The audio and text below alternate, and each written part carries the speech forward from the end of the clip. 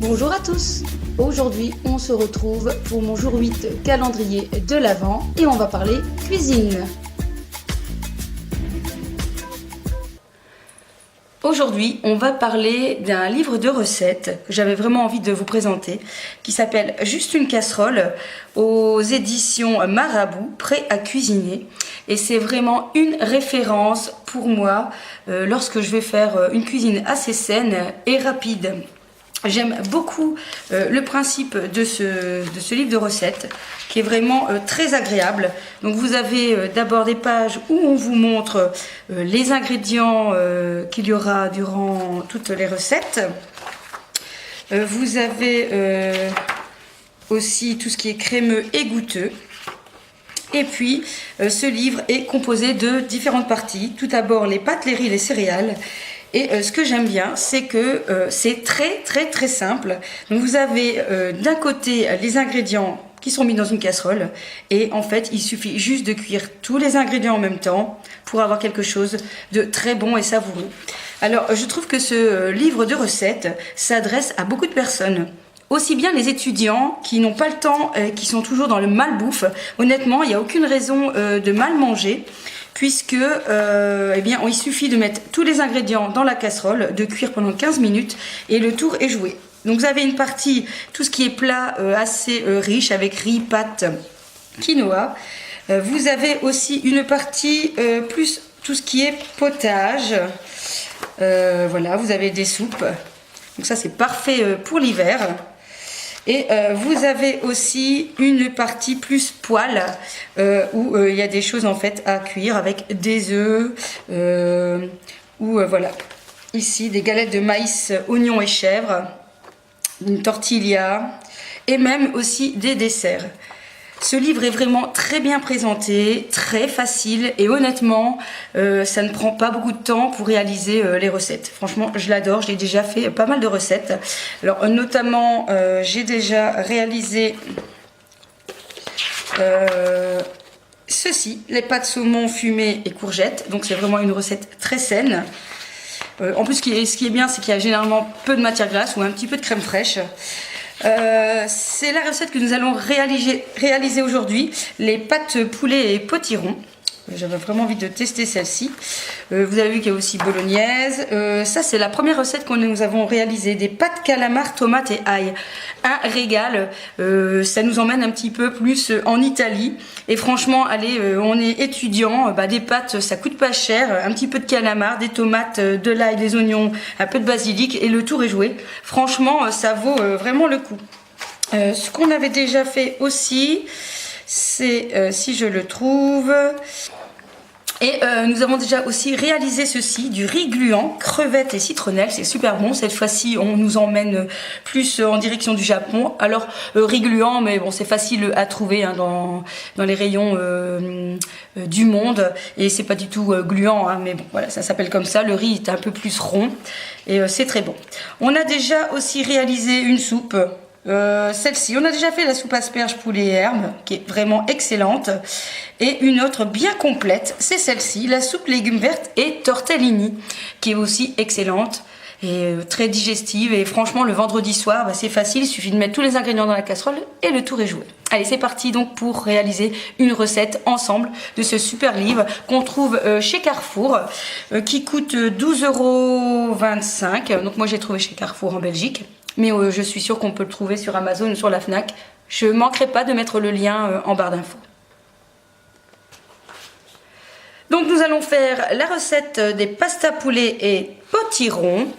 Pour cela, on aura besoin de 250 g de pâtes, des penne, du blanc de poulet 200 g, 250 g de potiron coupé en petits dés, 2 échalotes, 20 centilitres de crème fraîche, un cube de bouillon de poulet, des feuilles de sauge, mais voilà, pas nécessaire, du romarin, de la muscade, de l'eau, du sel, du poivre et une cocotte pour tout mettre dedans. Alors j'ai pris du poulet qui était au congélateur que j'ai décongelé et alors bon je vais couper en petits morceaux. Pour cela je prends une paire de ciseaux, ça va plus vite. Et je pense que cette recette sera parfaite pour toute la famille, hein. Je veux dire aussi bien les enfants que les adultes.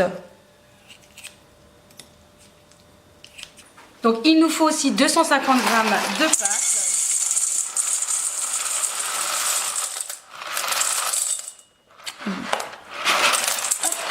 Voilà. Donc j'ai sorti une grande cocotte, une très grande casserole. Et je vais donc mettre les pâtes dedans et le poulet que j'ai déjà coupé. Hop. Je vais ensuite prendre un potiron et je vais venir l'éplucher, le couper en petits morceaux pour pouvoir l'intégrer dans la casserole.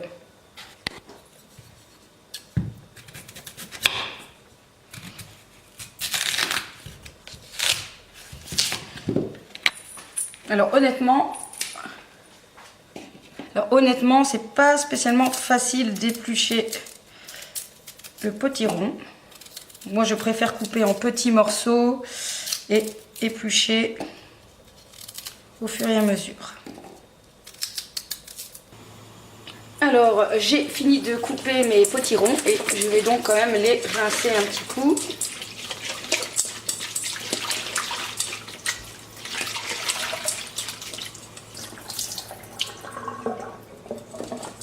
Voilà, et je vais donc les mettre dans ma casserole.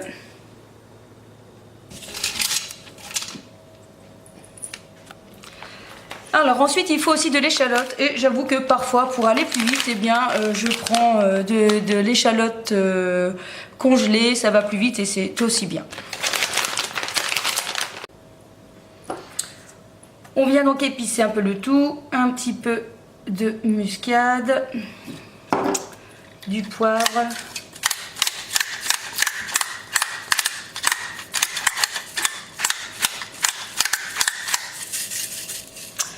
et du sel. Alors il faut rajouter normalement du romarin, je n'en ai pas, tant pis, on fera la place sur le romarin. Il faut rajouter un cube de bouillon de poule. Je vous avoue que moi j'aime bien prendre ce bio parce qu'ils sont beaucoup plus riches en goût. Donc je viens mettre un cube dans la casserole.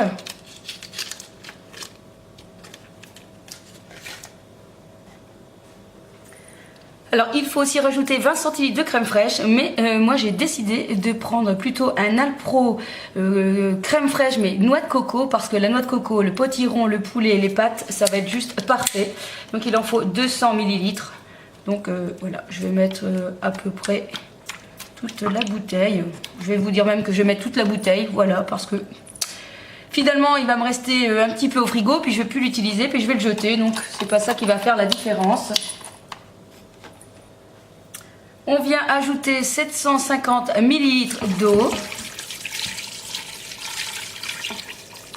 Et le tour est joué. Il n'y a plus qu'à mettre 15 minutes à cuire.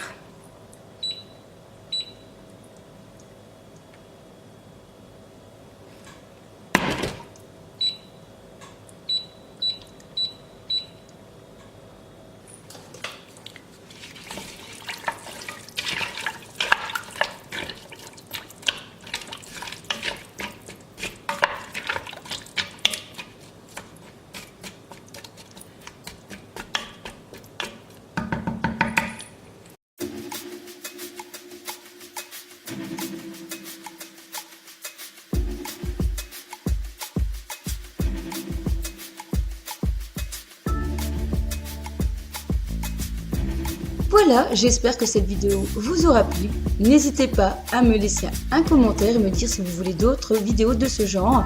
N'oubliez pas de liker et de partager pour avoir encore plus d'abonnés. Je vous kiss et bon appétit. À demain.